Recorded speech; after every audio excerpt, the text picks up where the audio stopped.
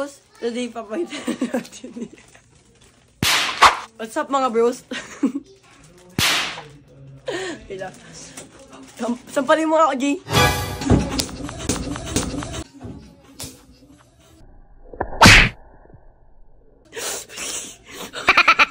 What's up mga bros? Today, papaitan natin sa inyo yung package natin and ibibigay natin to kay Ninong Mix kasi na-bless siya tayo ng KD. Ninong Mix, I love you. Shoutout sa'yo. Returning the blessing. And papakita ko sa inyo paano yung tsura, ano yung quality.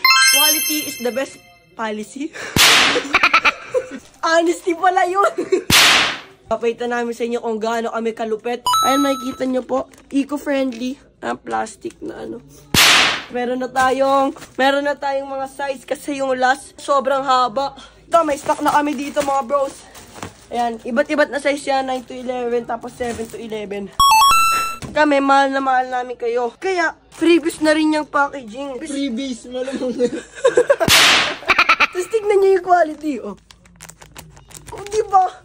Paano ba kayo di mapapabili niyan? Tapos meron rin kami mga bagong sticker kasi yung huling sticker namin ng lalaki. Papayta ko na sa inyo ang laman mga bros. Bubuksan natin. Let's go. 9 to 11 na socks. Meron na rin tayo kasama na freebies. Isang malaking sticker and isa rin na maliit na sticker. Dagdagan mo yung mga effects ha. Lagay na natin.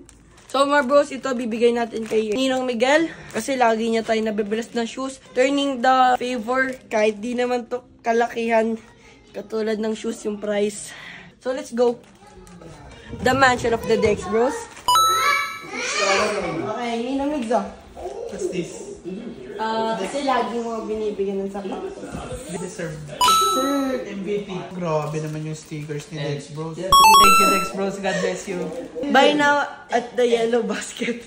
Antayin nyo na lumabas na yung bebenta namin na merch. So, yun lang mga bros. Thank you for watching. Bye! Subscribe and you want not have a girlfriend. Don't have a girlfriend?